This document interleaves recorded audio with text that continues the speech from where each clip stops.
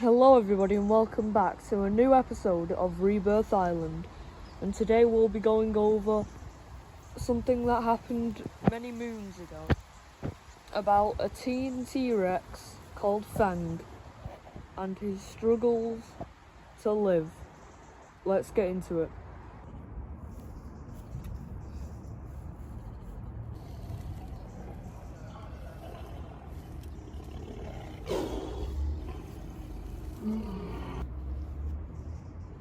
This is Fang. He's only a teen, so not as large as the fully grown adults. He's still large though, but as you can tell, he hasn't eaten in a while. And also, why are his teeth like that?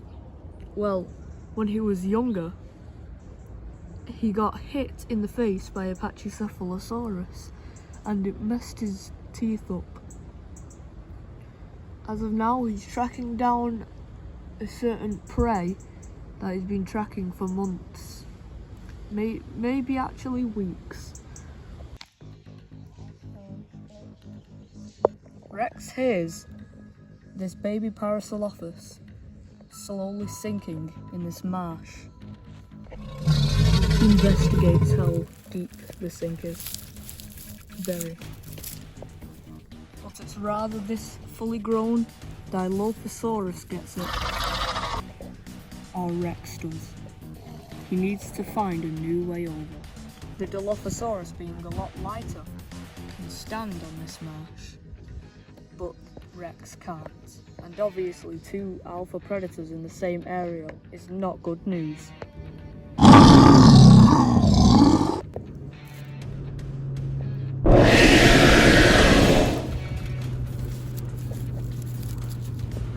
Rex has won the first confrontation.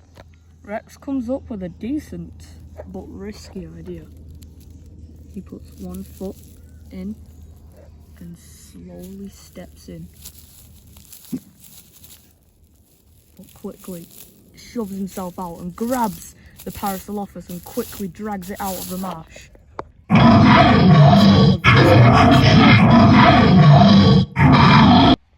Rex looks out at the beautiful view at the island, trying to find a good stench of rotting flesh to scavenge. He catches a scent, and the death smells recent.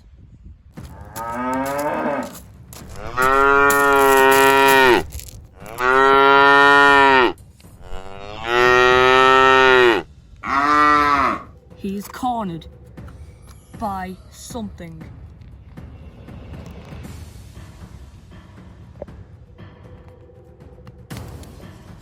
The killer of this iguanodon was a Mape Microix, also known as to the filming company Reaper.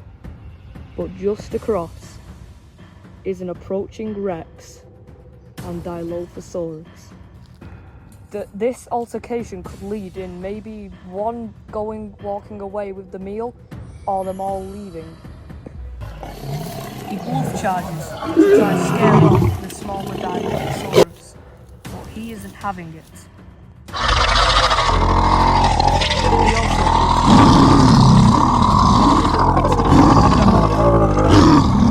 Rex goes in.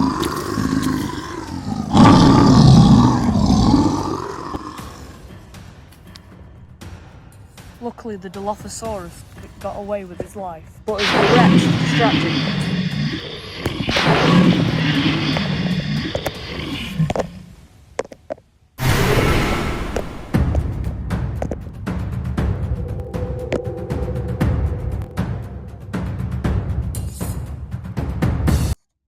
later it's turned night, and we've had to turn the camera light on. The island, not being restricted by any government, is mostly taken over or seized by tourists, and the waves get rougher at night, meaning these 2 gigantic Spinosaurs, Strike and Blueback, have to fleet inland. Blueback is the largest carnivore and predator that we know of, despite being the the third, just behind Christopher, the indominant Rex. They're both peacefully sleeping in the shrublands. Over here, in the more rich in vegetation shrubs, you see a male iguanodon and a stygimoloch.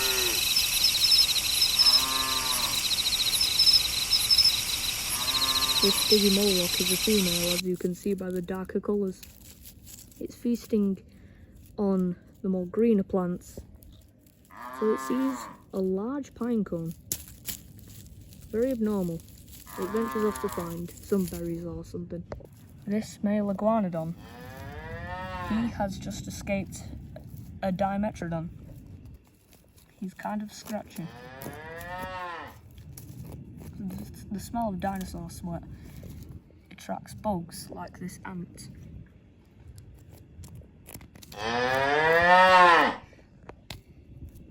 He goes to find some berries or nuts on the ground to feast on.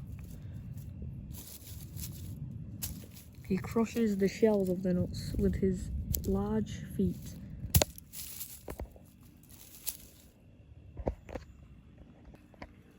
This is Dimetrodon. Not a dinosaur, but a more mammalian, but reptilian animal. This one is a large, battle-torn male, as you can see by the missing arm and the tip of his tail being ripped completely off. Digging a deeper hole in the ground so he can cool off a bit. Because even the nights on this island, because of how close this island is to Spain, are pretty warm and humid. It's why these Dimetrodon on the island have adapted themselves into swimming to cool off. This will have to do for now.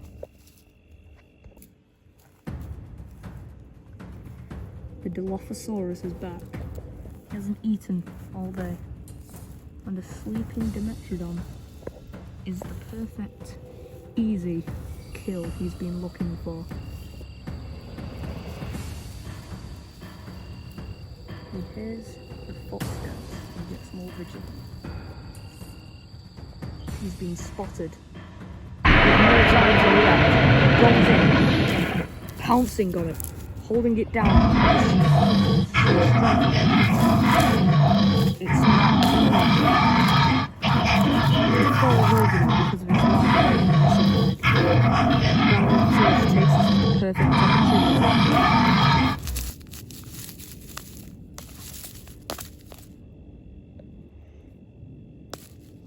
The Dilophosaurus has won. This is Coelophysis. On the island, although it's lost its feathers, it can still glide with flaps under its arms. They use this to catch spiders and other insects. But below this tree, a hunt is brewing. Out of options, he now has to hunt. It's a bad idea because look at his teeth. From the injury he got when he was young, his bite force isn't the strongest. He's hunting the stygimoloch that we seen earlier. Still feasting on fallen nuts and shrubs.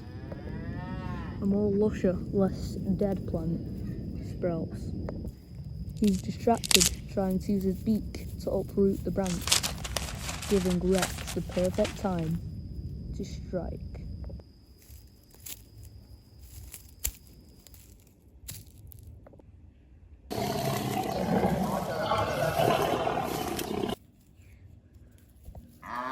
The stygimoloch catches a whiff and runs. With no time to think, Rex runs after him too, but falls over. That doesn't stop a determined Rex on the country. With this area of the snow, stygimoloch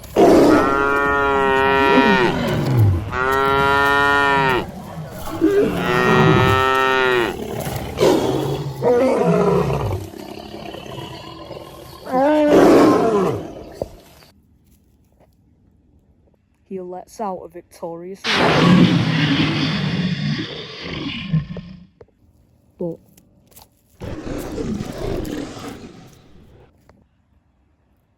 they meet again.